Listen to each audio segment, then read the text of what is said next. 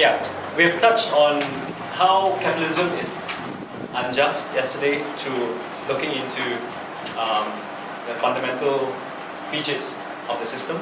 So today, as Wamsi, maybe for those who are here for the first time, just to introduce Wamsi, he's an associate professor at University of Hyderabad in India. He got his PhD from University of Massachusetts Amherst, and again, I will stress how interesting his remarkable transformation from being an executive in Unilever and having an MBA to switch into Marxian economics and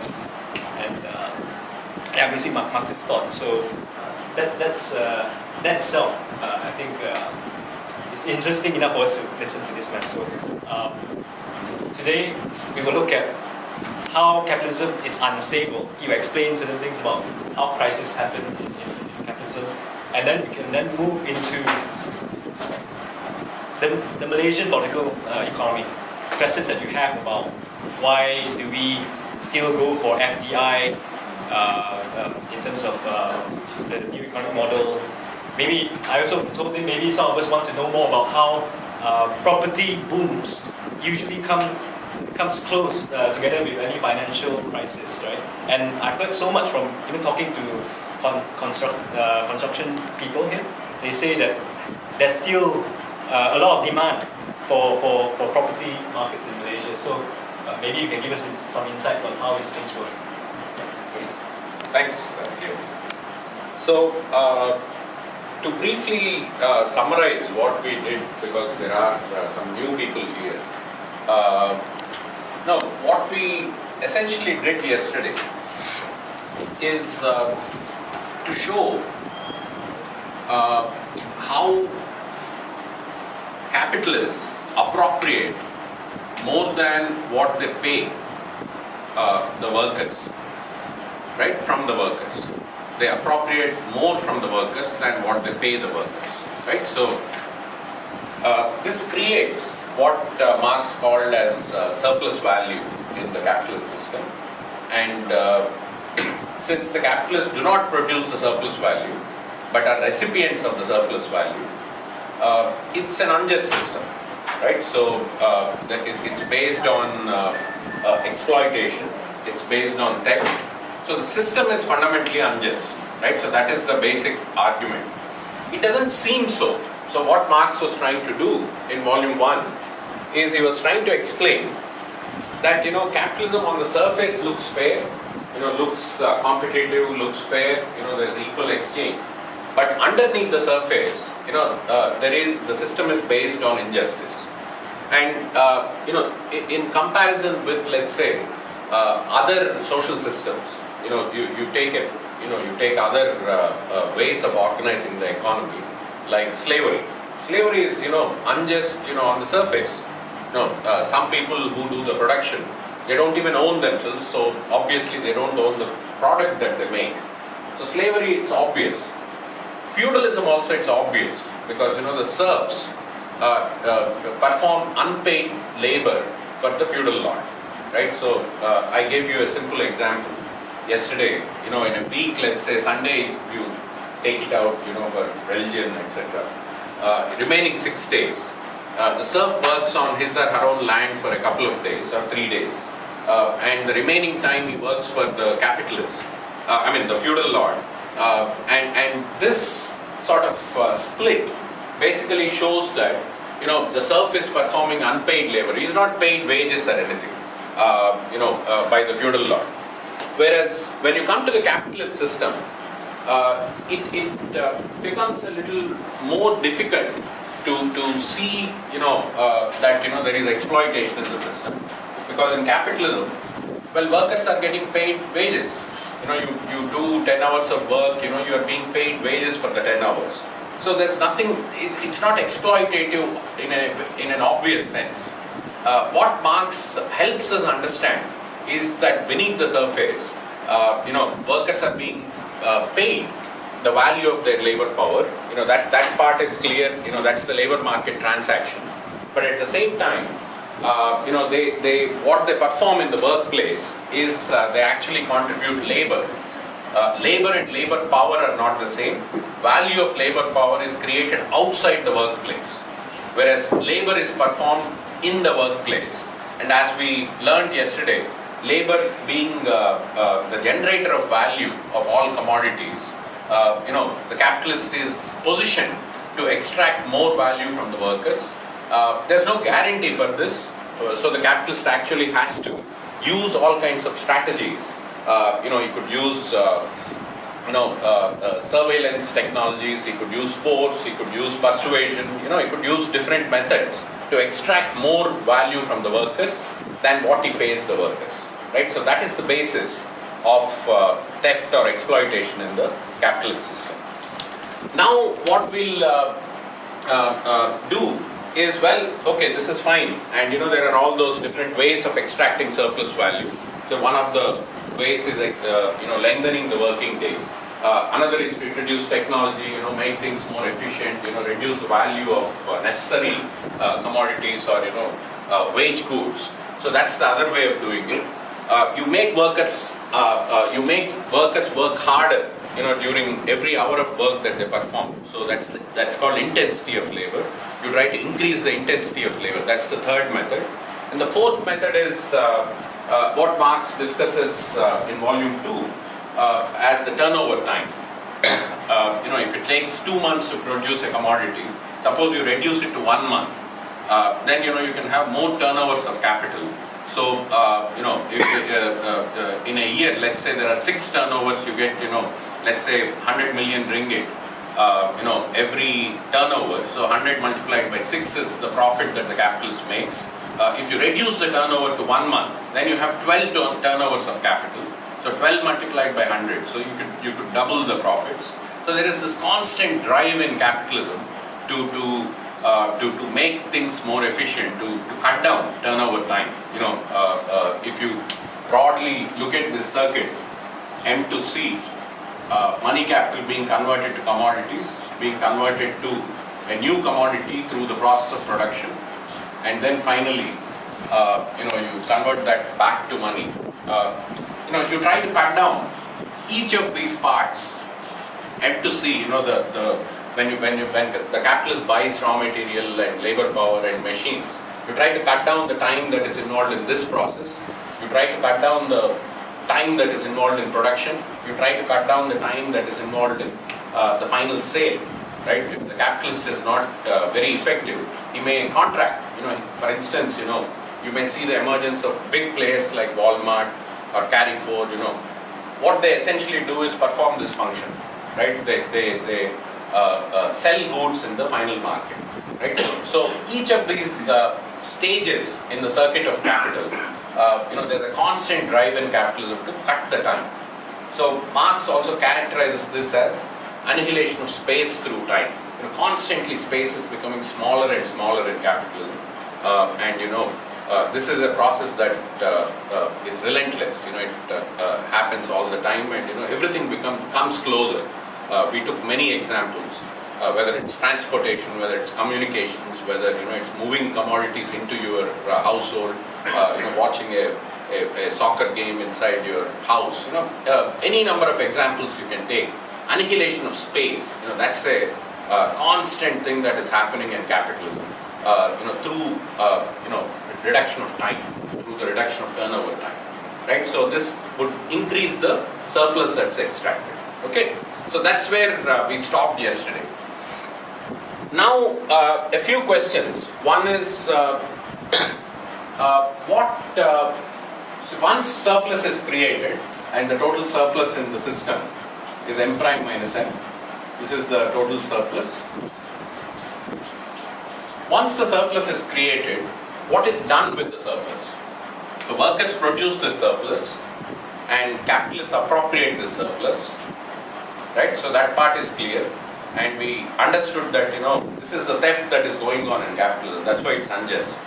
Now what is done with this surplus? Would the capitalists keep the entire surplus for themselves? How is it, what is done with the surplus? What is done with the surplus in any society? This circuit here the circuit of capital, in order for this circuit to exist, you need various conditions of existence of this basic circuit.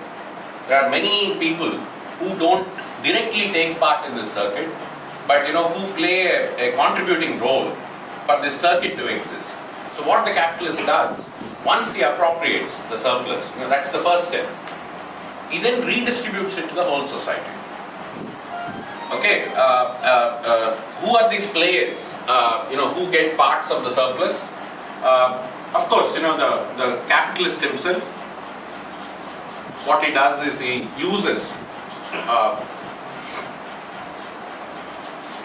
the surplus class that gets a cut in the surplus. Why do the landlords get a cut in the surplus? Who are the landlords? Well, the person who owns this building, the person who owns a space, where commercial establishments are set up, or a place where factories are set up, right? So all that involves land or buildings, and without land or buildings, you cannot have this circuit. This circuit has to happen in some physical location, right? In order for the physical location to be provided, which is basically a facilitating condition for the circuit of capital, you need to pay the landlords who own the land or who own the buildings. So what do the landlords get? They get what is known as rent. Right? We all pay rent. But we don't pay rent as producers. I'm talking about the rent that is paid by the capitalists, for the factory space that they occupy and so forth. And Marx actually spends a lot of time discussing rent. There are different kinds of rent that are paid in a capitalist system. One, he says there's a monopoly rent. Just by virtue of owning land, you are entitled to rent. There's something called absolute rent. There's something called differential rent. When you think of differential rent, suppose you are a tenant in an agricultural occupation. You pay higher rent for more fertile lands, right? You pay lesser rent for less fertile lands, right? So that's differential rent. But you also have absolute rent, you have monopoly rent, so there are different kinds of categories.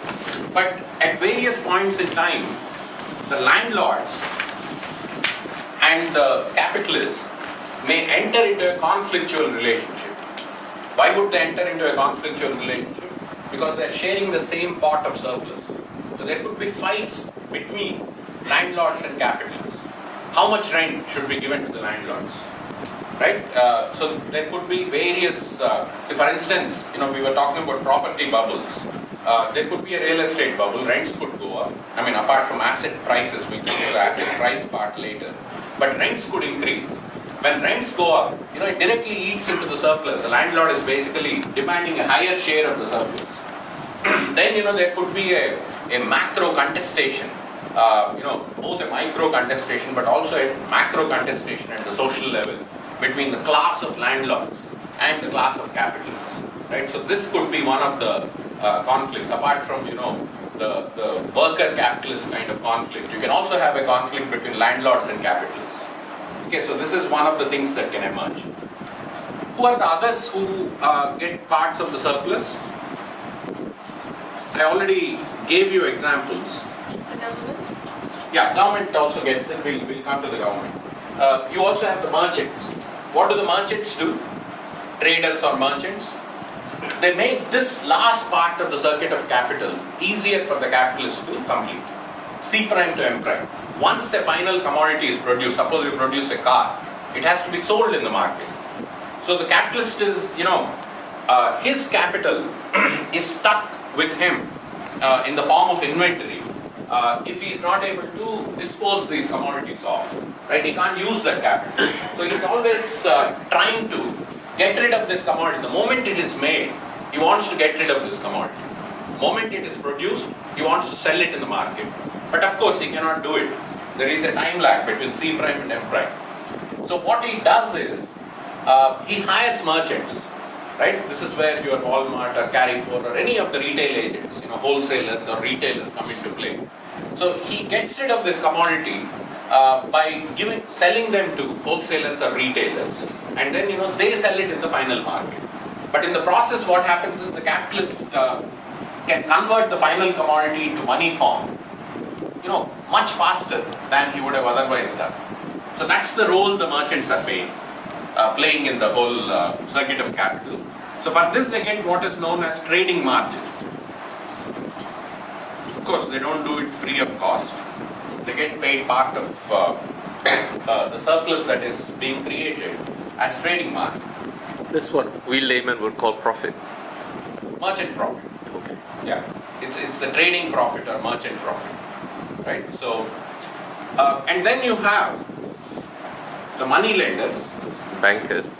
yeah, or the bankers or financial capital, whatever you want to call them. So you have the money lenders. What do the money lenders do? What function do they play in the whole circuit of capital? They are the ones who lend a significant chunk of this capital at the beginning of this cycle.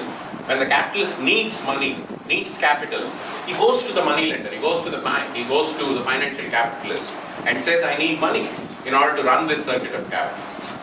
Right? So the money lenders lend money to this capitalist, and then, for the money lenders, the circuit is very simple, M to M prime. They don't care how, they are going to increase their money. Right? So it's really a case of, money lenders would want to get higher amounts of money, to expand their capital as quickly as possible.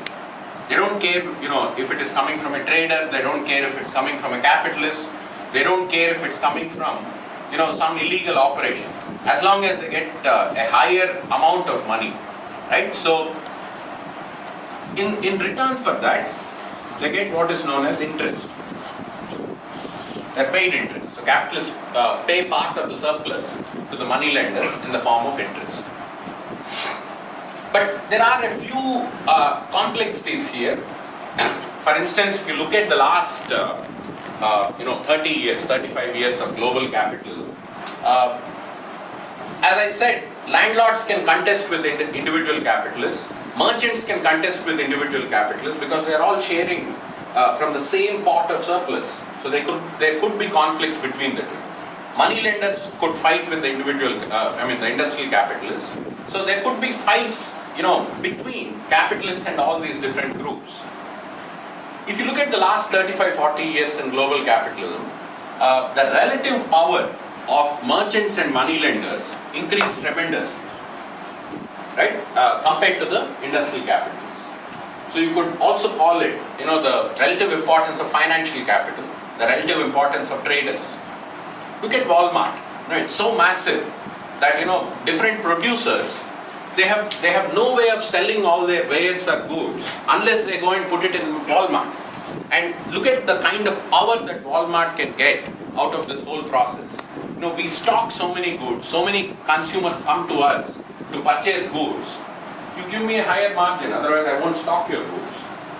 Right? So they could increase their relative power just by the fact that they've acquired this monopoly power, right, in the last stage of the circuit of capital. So this is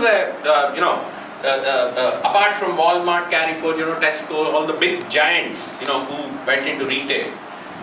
And then you have the whole story of money lenders. Earlier banks used to play the simple role of lending money to capitalists or consumers, for a certain interest. And then, after a certain point in time, they get the interest, and that's how they close their circuit, right? It was a simple transaction. But what happens if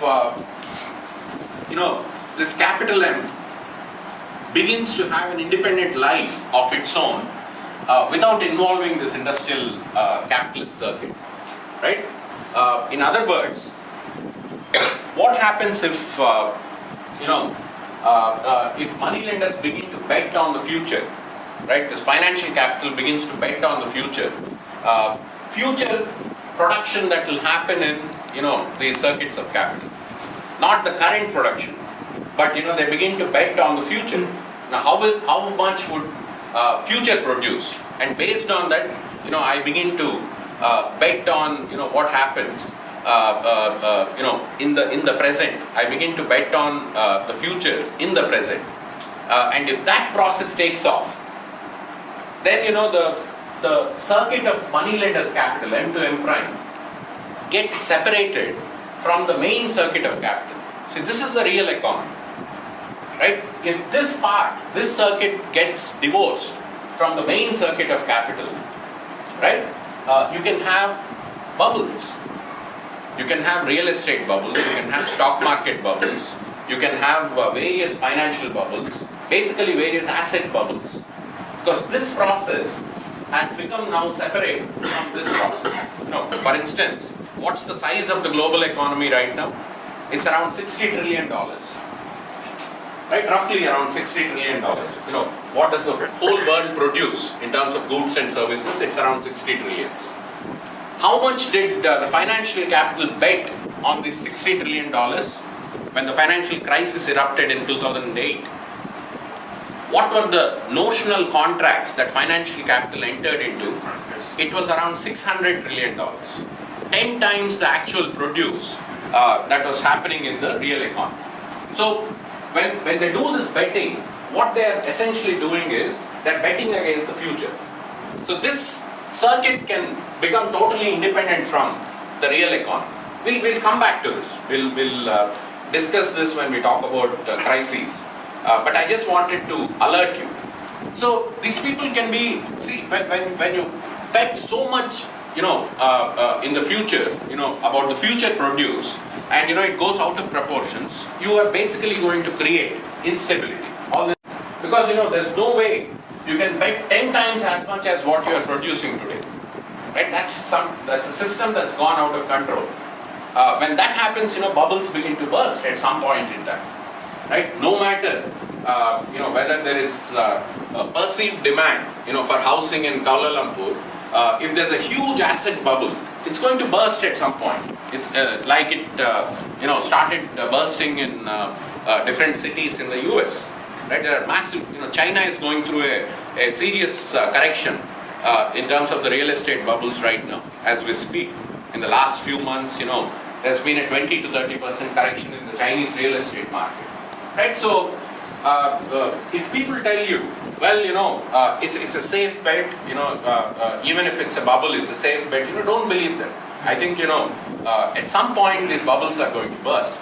They have to burst because, if you begin to bet too much, you have 60 trillion and here, you have notional contracts of almost 600 trillion. It cannot work.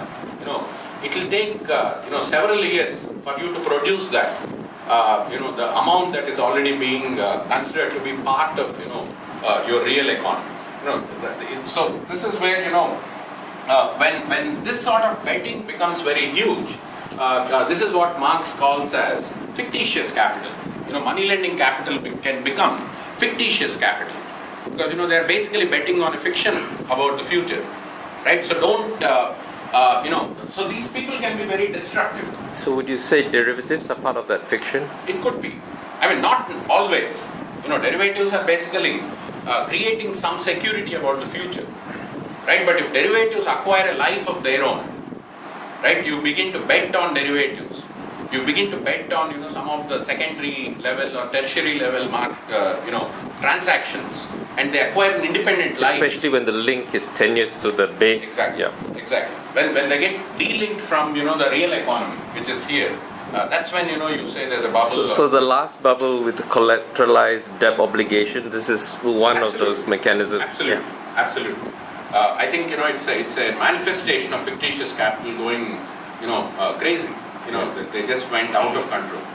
So, but at the same time, let us not underestimate the importance of money lending capital. As long as you have capitalism, you need them. Right? So, when people set up this dichotomy between Wall Street and Main Street in America, right? It's the Wall Street people who created all these bubbles. And the federal government in the US had to bail out the Wall Street people instead of helping the Main Street people. That's how the dichotomy is set up. Wall Street versus Main Street. It's a false dichotomy. In the sense that you have, America had to bail out, the Wall Street people if they had to prevent the real economy from collapsing. There was no escape from it. But the point is, what do you do once you bail them out?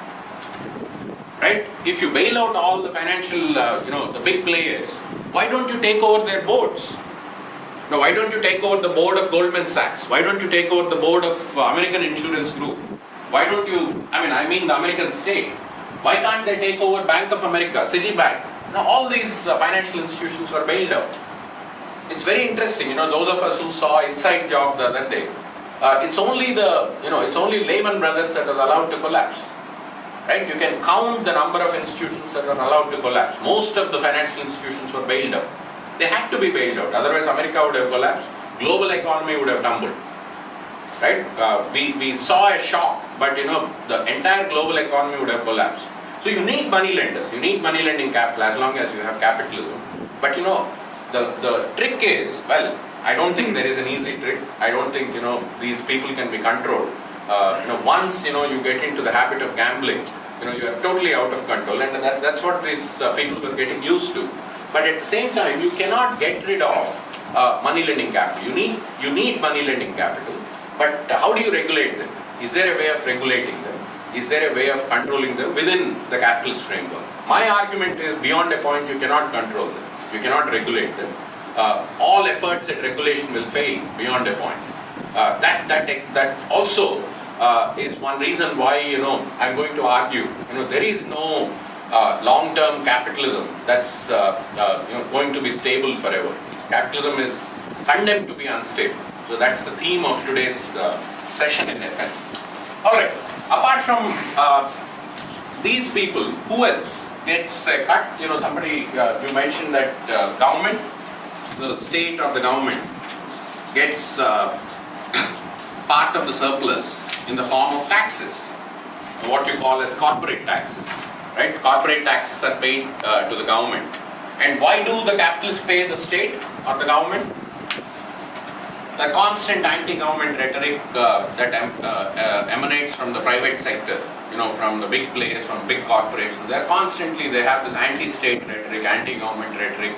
You go to America, you go to any country, in fact. But they still pay taxes. Why do they pay taxes? Because the state provides them protection. And the protection fundamentally is about the property rights. Right? If the capitalist wants to claim ownership over the surplus, what is the guarantee that the capitalist will get access to this surplus? There is no guarantee. Right? The guarantee comes from the fact that the state provides protection through its police, through its army, through its coercive machinery. Through the legal system. Through the legal system, absolutely. Through its coercive mechanisms as well as through the legal system, it provides protection to the capitalist classes. It provides protection of the property rights that are created, in the system. If the capitalist says, well, I own this piece of land, I own this factory, I own something else, what prevents an Occupy movement, let's say, from going and taking over some of these factories? Right? If workers want to take over some of the factories, they say, well, we are working here. These factories rightfully belong to us because we produce the surplus. We know that we produce the surplus and we want to own the surplus. We want to occupy this factory. What will the capitalist do? He calls the police. Or he files a legal case saying that my property, my private property is being taken over by these ruffians, by these workers, by these thugs. Right? These are the terms. I'm not using them. Bloomberg used them against transit workers in New York City. I suddenly remembered that. So, state extracts part of the surplus in the form of taxes. Who else? There are other groups who get shares. For instance, managers. The entire class of executives are managers. People who do MBAs and get into corporations. As managers, they get part of the surplus in the form of compensation, executive compensation or salaries, whatever you want to call it. The entire managerial staff or supervisory staff, their function essentially is how do I, suppose you are a human resource manager, right? You do an MBA in human resources. What they essentially teach you is, when the capitalist buys labor power, how can he buy it at a low price? That's part of, so these are the people who set the compensation of these workers. How is the value of labor power calculated? So they'll be paid a bonus if they're able to depress the value of labor power. Apart from that, workers are working in the process of production. How do you extract as much effort as you can? Right? There are different kinds of theories. Earlier, there was a belief, some of you may have heard this theory X versus theory Y. In the early 20th century, the belief was, you have to be stern with workers, you have to extract, you have to use force and all that. And then they got smart and they said, well, workers can rebel if you are too forceful in your extraction. So be nice to them, right? Be nice to them, treat them like human beings, just create the illusion that they are also human. And then, you make them work harder, right? You keep creating various incentive structures for them to work harder, but you extract a lot more than what you give them in the form of bonuses or incentives. That's the idea. So they do it efficiently, they get paid a good salary. Basically to create the differential. Absolutely. I mean, differential in the sense, through supervision, how do we extract more effort?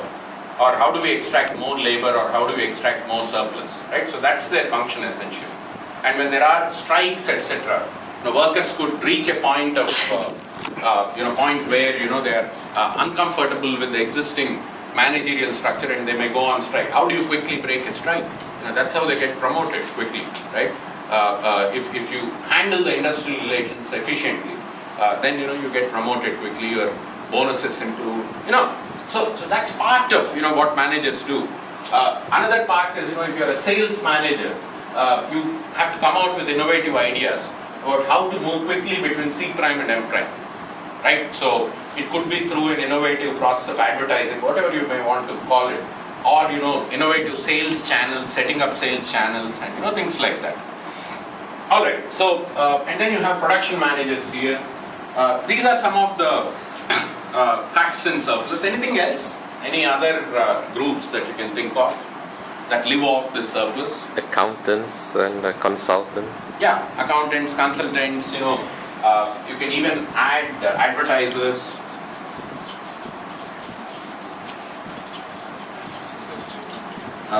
Accountants, can be added with the managers. They're not performing a direct productive role, but you could add them separately. What about media owners? People who create consumption, People who create consumption through advertising. Yeah, that's what we already added. Okay, they're part of that group. Yeah, they're given a cut in the surplus because they're creating a demand, for the product that's being produced here. So it helps in the C prime to M prime again, this part of the circuit, right? So this is the complete model. So once workers are hired, the labor power of workers is hired in this stage, the first stage, along with raw materials and technology. You put all these things in the process of production. So capital has changed from M to, it's a metamorphosis from money to commodity, and these commodities are put in motion through the process of production, and new commodities produced, and then a higher amount of money is extracted. And clearly, where the higher amount of money is coming from is from the fact that capitalists are extracting more value from workers than what. Once this surplus is produced, the capitalist doesn't keep it all with himself.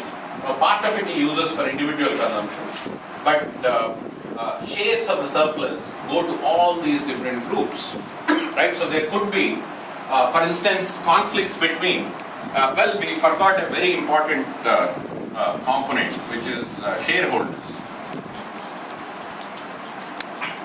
In modern times, you have joint stock corporations. Many people buy stocks, right? So shares in the company, and they get paid what is known as dividends.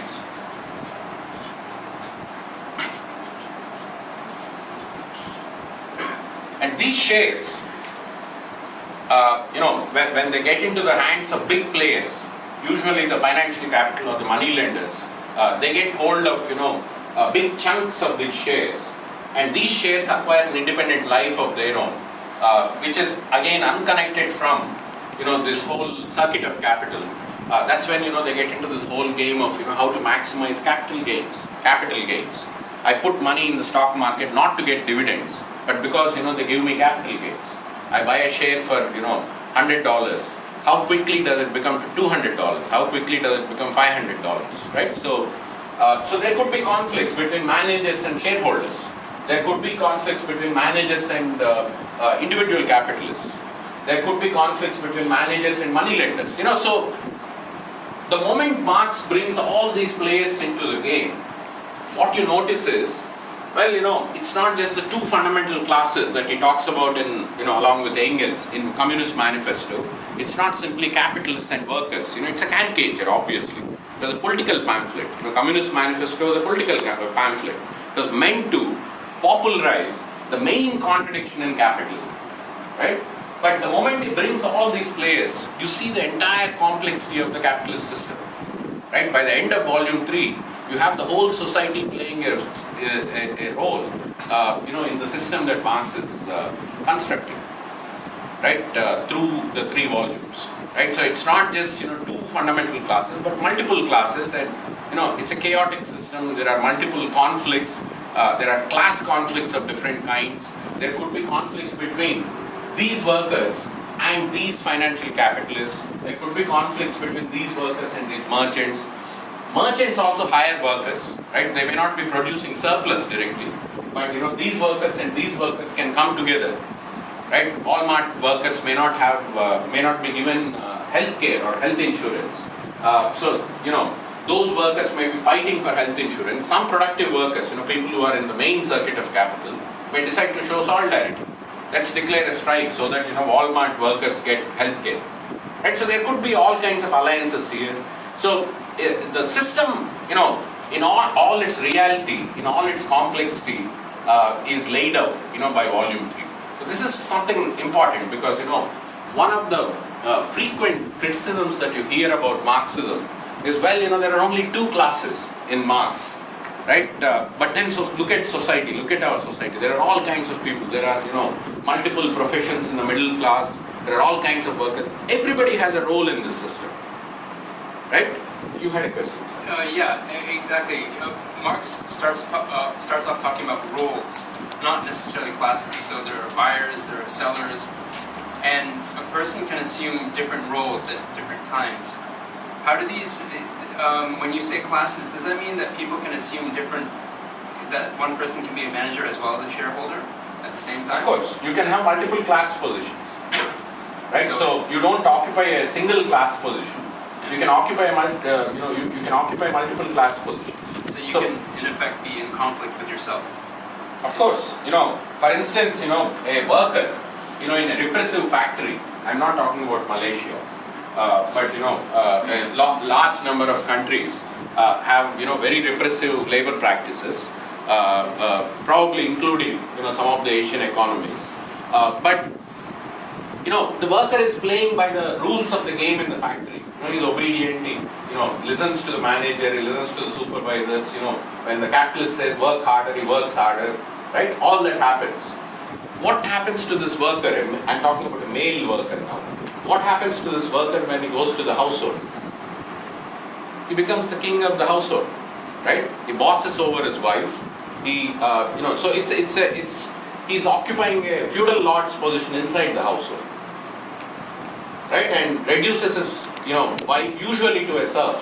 Of course, there is the ideology of love, all that. I'm not questioning that part of the story. But the same individual who is extremely obedient, right, who plays according to the rules of the game inside the factory, goes to the house and lords over the household. Right? I'm just giving you an example how a single person can occupy different class positions. Right? So, similarly, of course, a worker could also be a small-time merchant, right? A petty merchant, for instance. He may operate a mom and pop kind of, grocery store, at the street corner. So there could be mixtures of these. So I'm not fitting population into one category, but these are all class positions, right? And a single individual can occupy multiple class positions. Is that clear? Yeah. Okay, all right. Any other questions? So this is the basic story. Once surplus is produced, it's distributed to all these different groups. So the key here what Marx is basically saying is, well, look at these workers. Workers who sell their labor power in the main circuit of capital. The entire society functions based on the theft that occurs from these workers. So that is capital. It's the theft from the workers that allows the entire society to run. That is capital. Now he is asking the question, do we really need these capitalists? Why do we need a system which is based on theft? Why do we need an unjust system?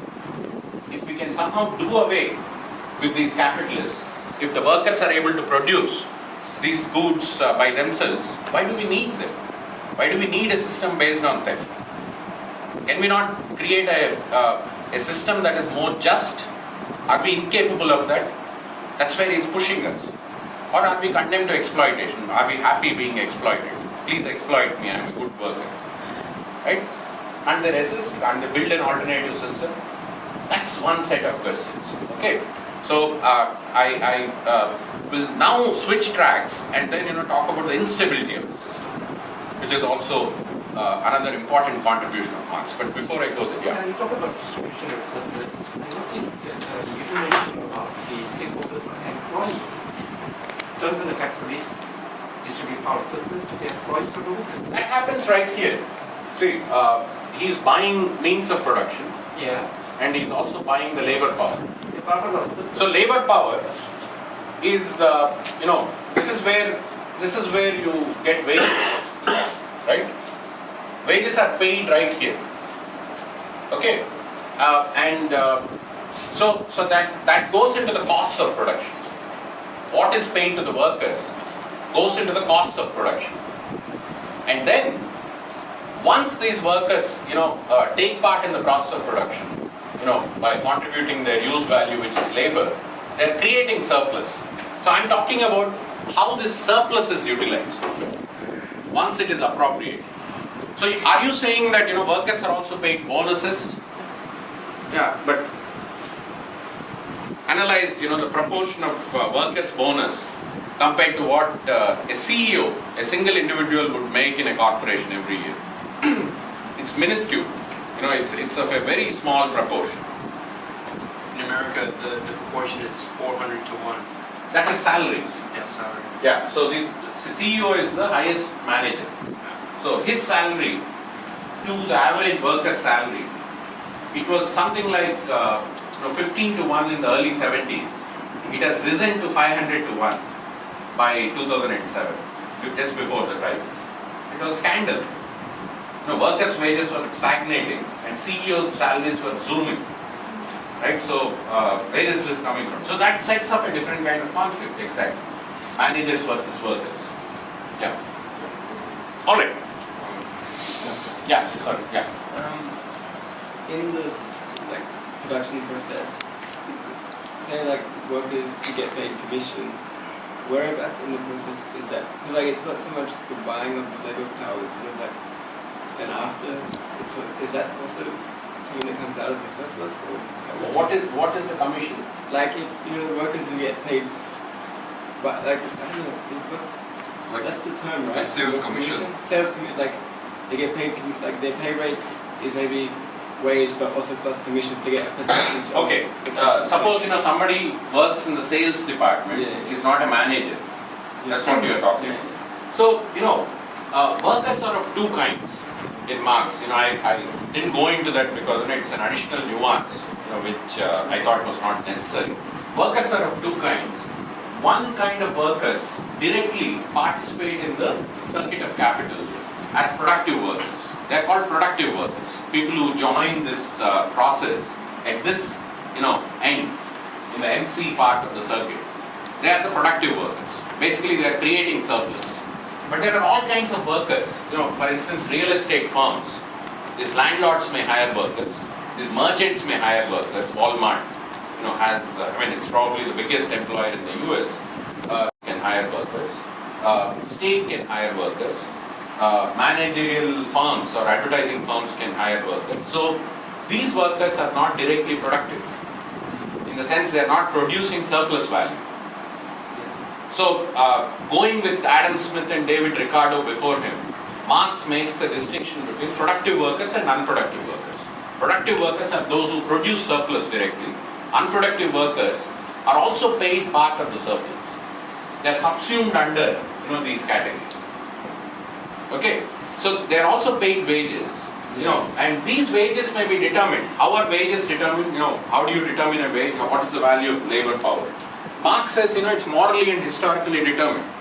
There is no clear logic. For instance, I told you, the value of labor power is basically the labor time that is necessary to produce the labor power or the skills that you have. So what is the labor time required? What's that value? How big a house should a worker have? Right? What kind of clothes should a worker wear? What kind of food should the worker consume? What kind of skills should the worker acquire? Right? These are morally and historically determined. Right? In the sense that 19th century, right? If you go back to 18th century industrial revolution time in Britain, workers' conditions were very bad, pitiable, the living conditions. By the late 19th century, by the 20th century, the workers are assumed to have, some certain amount of respectability in the conditions of their life, right? In the way they lead their existence. So, these things keep changing, right? So, but the answer to your question is commissions, etc. They would fall under unproductive, worker category, which are subsumed under this, right? So these people can also hire workers, but those workers do not produce surplus. That doesn't mean that workers who work for these people and productive workers cannot have a solidarity or alliance with each other. They obviously will have an alliance because they come from the same class. It's the working class. But there is a distinction. Some workers produce surplus, some don't. So how do we, I guess, for those, how do we differentiate those workers? How do we, I guess, explain their sort of exploitation in the system, or how do we explain how they actually are still part of the working class? Like how does well, they're part of the working class because they're not occupying any of the leadership positions in any of these subsumed classes. But they are just workers. They're performing the function. Yes. They sell their labor power and they get the value of labor power. Right? In that sense, these workers and these workers are the same. Yeah. They sell their labor power, and the circuit. If this is the capitalist circuit, the workers' circuit is simple. It's CMC, as Marx calls it. CMC is basically, I sell a commodity, right? CM is I sell a commodity. My commodity is labor power. That's all I have because, through primitive accumulation, my means of production have been taken away from me. So the only thing I have is labor power. I sell it in the market for money. This is wages. I get wages. But why do I get these wages? Because I can buy a certain set of things and then live, create a livelihood. This is the circuit of the worker. It starts with C, ends with C. The circuit of the capitalist is just the opposite. Starts with money and ends with money. Okay, so the objective of the capitalist is to increase money. The objective of the worker is just to consume so that he can live on. Okay, so in that sense, these workers and these workers are similar. But some of them produce surplus directly. And that's the surplus that is feeding everybody else. Okay, so when we talk about politics, we can talk about, how do you organize these and these workers? Are there differences, for instance? And what do you do strategically, for instance? Yeah, those kinds. Okay, yeah. I thought it was interesting that you mentioned the bank bailouts earlier, and that the question shouldn't be whether the bank bailout is, we shouldn't, the action of a bank bailout is neither good nor bad. The question is what happens with the bailout and who's on board after that. It actually reminded me of the 1994 financial crisis in Venezuela. So the Venezuelan government actually nationalized 17 banks out of, I think, over 50 commercial banks in Venezuela. But they put it under the control of the central bank, which is actually managed by communal councils in Venezuela. So they had like neighborhood councils actually had a direct say in the use of the bank money after that. Exactly. Quite interesting. That's the point. That hasn't happened in America. Right? So you can critique that part, but you can't say, you bailed out Wall Street that would be a wrong line to take. That's my point. Well, the question is who is in control in Wall Street? Exactly. Yeah, once the bailout happens, you bail them out and then you still give them a free ride. That's not acceptable. I think that's the point. The point is not that they should not be bailed out. The point is what do you do after bailing them out?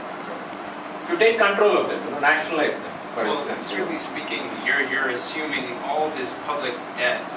All this private debt into the public into public debt. So all of that, you all become shareholders. You all become shareholders in Bank of America. All the biggest banks in America. Right. And you weren't consulted in that decision. Yeah. So in that sense, I would say that it is a bad thing that these bailouts take place. The act itself is something that needs to be discussed, that needs to be understood, as opposed to saying empirically it can be good in some situations, it can be bad in others. See, it depends on how you bail them out. Do you take some of the shares of the firm? Suppose American government says I'm going to take over 50% of your shares, right? So and by virtue of owning 50% of your shares, now I have a key role to play in your board meetings. That hasn't happened. What American government has done is they've given that money as debt, as credit basically, right? So they haven't bought all those shares from these firms, right? So they haven't taken over the firms basically. So anyway, we can get back to that. Yeah, it can be of two kinds. Okay, systemic instability can be of two kinds. One is short-term instability, short-run, what we call as booms and busts, booms and recessions, right? So that is one kind of short-term instability. And then, you also have a medium-term, a medium-run instability. So for instance, short-run instability is what goes in the name of business cycles. Okay. Marx was the first thinker, I think, systematic thinker, to have a theory of a business cycle. That capitalism goes through ups and downs. For 4 years it rises, and then for 1 or 2 years it goes through a recession. How do you understand it? I don't think any economist before Marx had a clear theory. What Marx argued is, in a capitalist system, this is way before Keynes.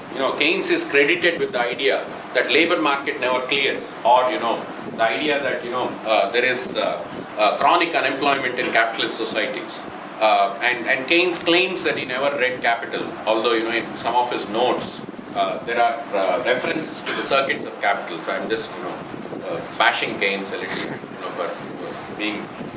for plagiarizing from Marx. But basically, what Marx argued is there is chronic unemployment in capital. There are various elements of what he called as the industrial reserve army, right, or reserve army of labor, right? There is a reserve army. The reserve army could be, people who, are trying to look for jobs, cannot find them in the short run. That's one kind of people. There are people who are incapable of finding jobs in a, a particular kind of economy. For instance, you spent all your life in agriculture, 30 years in agriculture, and agriculture there's a deep crisis, so you're thrown out of agriculture, and you come to a city, but you don't have the skills to do any job in the city. So you don't fit into the new economy, right? So there could be that sort of unemployment. You could also have huge reserves. For instance, in a lot of developing countries, you go back to 50s and 60s Malaysia, it was a developing country, it was a poor country, it was a developing country, compared to where you people are today. At that time, there was a huge population still engaged in agriculture, right? Majority of Malaysians were still in agriculture. The entire Malay population, for instance, was still in agriculture, right? It was rural, it was either, small peasants or, they were landless workers, right? So, and then, you see a lot of rural to urban migration happening. So that's the third kind of unemployment. A lot of people, agriculture may not have needed so many people at that point in time, but because of the nature of development, or lack of development or the level of underdevelopment in an economy, you have a huge surplus population in the agricultural sector. You go to India and China today, even today, more India than China, but India has a huge surplus population in agriculture, right, waiting to be hired in urban spaces. But there are no jobs in urban areas, right? So they are stuck. It's called surplus population, basically, right? So it's the latent unemployment. I mean, they are, if you go and look at agriculture, they're on the surface, working in agriculture, but agriculture doesn't need so many people. In fact, I made an estimate of the number of people who may be, considered to be surplus in agriculture, and I got a number of 150 million for India. 150 million workers, right? So they're waiting to come to urban spaces, if jobs are created in urban spaces, right? So, so this is the reserve army. People who are looking for jobs who cannot find it, people who are not fit enough to find employment. For instance, a lot of destitutes, for instance, right? I'm walking on streets of the city over the last 10 days. I can see a lot of beggars. I don't think they can be hired anywhere, right? They don't have the skills, they don't have the discipline of the workers. They're just left on the sidewalks to be destitutes. And you see a lot of them. Actually, compared to 4 years ago when I came to Kuala Lumpur, I thought there's an increase in their number this time. In any case, whether that's true or not, just an anecdotal observation. But those, and then the latent labor in rural areas, right? All these constitute the reserve army. Yes? I just want to add as an aside, the surplus agricultural labor in India is being imported into Japan. Due to its demographics and aging population, they don't have enough people to work in the agricultural sector. Japan is a dying country. Yeah, so they need food security. Yeah. They don't want to be reliant on China for food, so they're actually importing migrant workers from India. It's a very small stream right now. Yeah. It's not significant at all. I've been to Japan. I also went to rural spaces. You don't see. It's not a major phenomenon yet. It may become. Maybe you are privy to some information that I'm not. Yeah, they're actually making a deal where the Japanese government would sponsor the rural urbanization of the Indus Valley in return for getting migrant workers to work in the agricultural sector. And a lot of people will be happy to leave agriculture, because Indian agriculture has been in a state of distress. But this is the reserve army, right? When you have a huge reserve army, what Marx argued is, suppose there's a lot of surplus population. What happens to the wages of workers who are hired here? Suppose there's a huge extra population waiting to be hired. Goes down. Wages will go down. Wages will be depressed, right? If wages are depressed, what would happen to the profits of the capitalists? N prime minus N. Surplus will go up. Surplus will go up. When surplus goes up, see, one of the things we didn't talk about is part of the surplus is also used for investment or reinvestment. This pot of money, part of it goes back in a higher quantum at the beginning of the cycle. The companies are trying to grow, right, from what they can produce earlier. So, if there is more surplus, more money is going to be reinvested, and more factories will come up, right? More people will be employed. So what would happen to the reserve army over time? It's going to shrink. As the reserve army shrinks, right? When the reserve army is large, then the profits are very high, and you make, you keep growing rapidly. That's the period of prosperity. That's the period of boom, as we see in the short term. But after a certain point in time, the reserve army gets dried up. You've hired most of them. As the reserve army becomes smaller and smaller, what happens to wages? Goes up. Wages begin to go up. As wages begin to rise, what would happen to the profits? Goes down. Profits begin to decline. So when profits decline, that's when you say the economy is going through a recession. So that's the inherent... That's when, when profits decline, capitalists will begin to shed workers, will begin to fire workers. So that's the period of recession. So that's an inherent instability in the system. Exactly. A short-term inherent, this is basically the business cycle. And this is theorized by Marx in terms of the reserve army.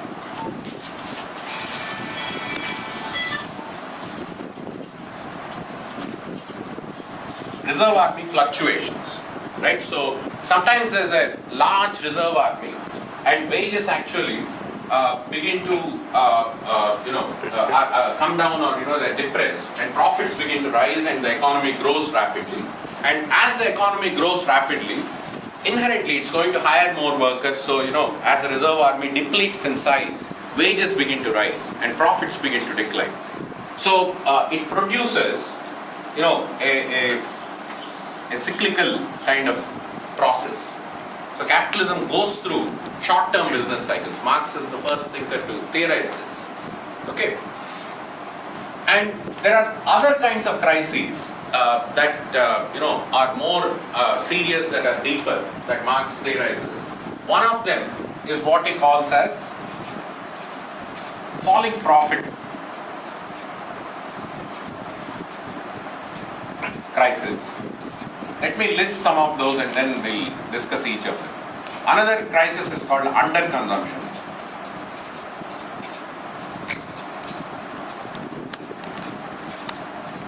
Another crisis is called profit squeeze.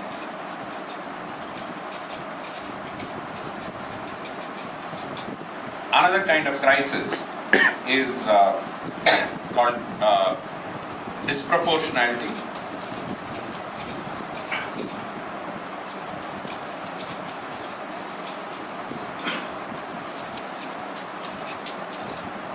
And he actually lays out 5-6 different kinds of crises. But before we get into these deeper medium run crises, understand one thing: there's no guarantee that each of these stages in the circuit of capital will be completed very easily, right? Potentially, every one of these metamorphoses. So, for instance, M to C, conversion of money capital to commodities. There could be crisis, inherent to this first stage. Suppose you don't get raw materials. You're not able to get oil. Suppose you are not able to get workers, the labor power that you want to purchase.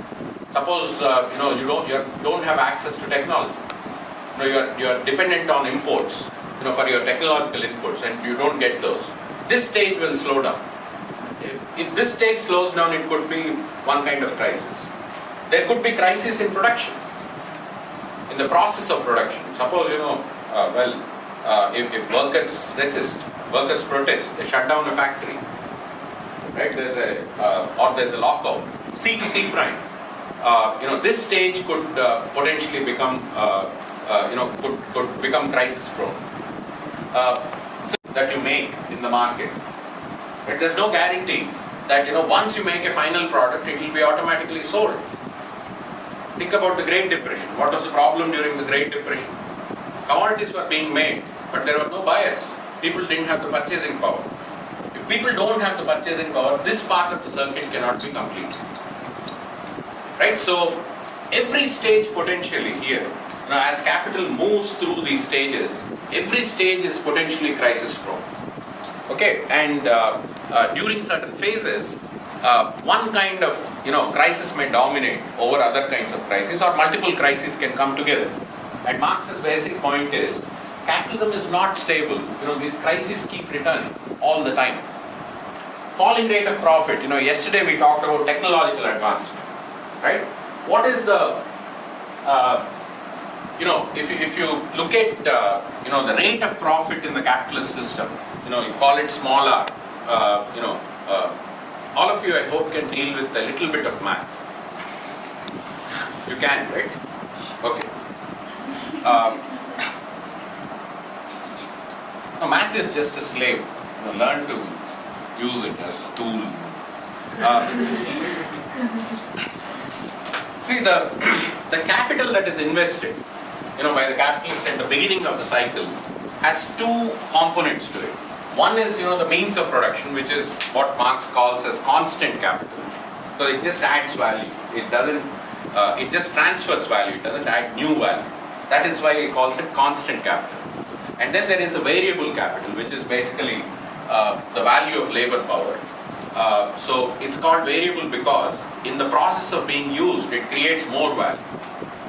Right? In the process of being used, labor power creates more value, because the use value of labor power is labor, and labor is what creates value, right? So that is at the bottom. So the profit rate in the system, small r, is basically the total surplus that is being created in the system divided by the capital that is invested at the beginning of the cycle. Now, suppose I told you there is an incentive for every capitalist to engage in constant technological advancement. Why? Because he wants to get super profits. Compared to other competitors, he wants to produce more efficiently. If I am able to produce 10 cars when my competitor is producing only 5 cars, then I make all the extra profit. I become much more profitable. I could even decimate my competitors. So there is an incentive for the capitalist to sort of innovate constantly. Now the question is, as the capitalist innovates, what happens to the constant part of capital? See, this value begins to rise. Okay? The total amount of constant capital, because technology is constant capital, raw materials and technology is constant capital. So this component begins to rise. In fact, you can rewrite this formula. If you divide both numerator and denominator by V, this is what this formula becomes. How does constant capital rise if the price of raw materials stays the same? If you are investing more money in your technology, right? Technology and raw materials is your constant capital. Okay, so that's what I'm saying. If there is, if the capitalist is investing heavily in technological advancement, right? So what is happening here is this ratio, C over B, is going to rise over time, because there's a tendency in capitalism to constantly improve technologies, right? So this ratio is going to rise. The reinvestment. Exactly, in technological form. But if this ratio is going to rise, what is the meaning of this? The denominator is rising. What happens to profits? Surplus would lower. It decrease. I mean, this part we are not touching. S over B we are not touching. Assume the same amount of surplus is being produced, at this point Oh, in time. okay. But the denominator is rising. What happens to the profit rate? It goes down. Profit rate begins to decline. So that's the falling rate of profit. So there is a long-term secular tendency in capitalism because of this innovation in technology, constant innovation in technology, for the profit rate to decline. Okay, this is a lot of Marxists have spilled a lot of ink on this particular crisis. But the question is, well, he also says that need not be the case. He is a dialectician. Well, capitalism is contradictory. As C over B increases, capitalists can also find newer and newer ways of increasing the rate of exploitation. This is the rate of exploitation. This is how much you are paying the workers, V. And this is how much you are extracting from the workers. S is how much you are extracting. So S over V is basically the rate of exploitation. This is how much you are exploiting the workers. If the capitalist can somehow find ways of increasing the rate of exploitation, then numerator is increasing, denominator is also increasing. So it's indeterminate. What happens to profit rate? You cannot predict it. So what Marx is saying is, even as there is a long-term secular tendency in capitalism for profit rate to decline, there are counteracting tendencies also. Right? Counteracting tendencies could be by innovating in wage good industries, you can bring V down. Right? If you bring V down, S over V actually goes up. The same amount of surplus, but V is declining. Then S over V increases. I think I'm beginning to lose a lot of people here. Is that true? How many people are following? Maybe we give a concrete example. That's why iPhones are being produced in China. Well, iPhones are being produced in China, because wages are lower. Yeah, that's one way of looking at it. But what happens to production in China over time? See, that is the point that's being made here. Over time, what happens to production in China? It will become more capital intensive. Along with that, if there is a way of increasing the rate of exploitation, right? Is there a way of depressing V? Is there a way of increasing S? These are the kinds of strategies that capitalists are constantly trying to find in order to counteract, this long-term secular tendency in capitalism for the profit rate to fall. Okay? What's variable capital again? Wages. Yeah. Constant capital, variable capital, that's wages or value of labor power. And then you have the surplus.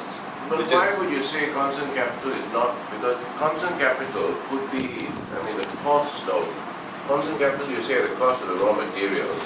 and technology. And the technology. Now, that itself, of course, when you call that constant capital, it varies. Even that, the price of your raw materials can change. Let's say if you're using, let's say oil, price of oil goes up and down, and the price of other It could, materials but goes up and so down. that's another thing And capitalists even can. the cost of machinery that you may use goes up and down. So, It could, yeah. That's also variable.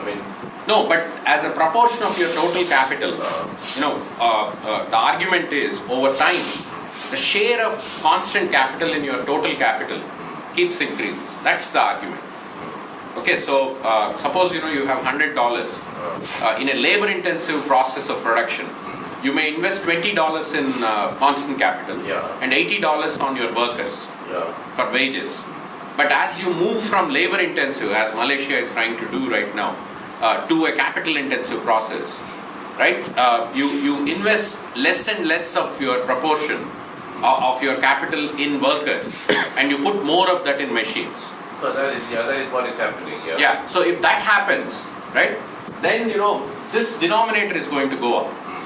That's the argument that's being made. It happened in America. It happened in Europe, and then the profit rate begins to decline. So how do you counter this? That is the question. So you counter it by increasing the rate of exploitation from workers. So if workers are exploited, let's say at 100% 100 years ago, you try to increase it to 200%. Right? So those are the ways, how do you increase the rate of, as he said, you could go to a low wage country, where workers' labor power can be bought at a cheap price. That's one way of doing it. Or you somehow reduce the value of the goods that the workers consume. Right? So that's another way of doing it. Or you try to push the workers, and extract more effort from the workers. There are multiple ways in which, or you go and invade Iraq, right? And reduce the price of oil. That didn't happen, thankfully. But thankfully in the sense that at least America's designs were foiled in that sense. But you try to because oil goes into every into the production of every wage good. You try to bring down the value of wheat. So there are multiple ways of doing it, right? So that's one kind of crisis. Another example is the Malaysian government is resisting minimum wage, so that they're resisting and they're slowly giving in. I think tomorrow there's a huge high-level committee meeting. I just met one of the coordinators of that committee. So the whole rationale for not having minimum wages so that you can be competitive, right? Correct. But I think they're going to come out with a minimum wage. Although I think it will be very low. That's the sense. It'll be meaningless. Yeah, exactly. All right. The second kind of crisis is what Marx calls as underconsumption. What is underconsumption? It's basically goods are being produced, right? M to C to C prime. This part of the circuit is working beautifully, but once the goods are produced, they are not being sold in the market. Did we see such a crisis any time in the past? I already mentioned Great Depression is one example. Exactly. The global crisis of 2008 is an underconsumption crisis. What happened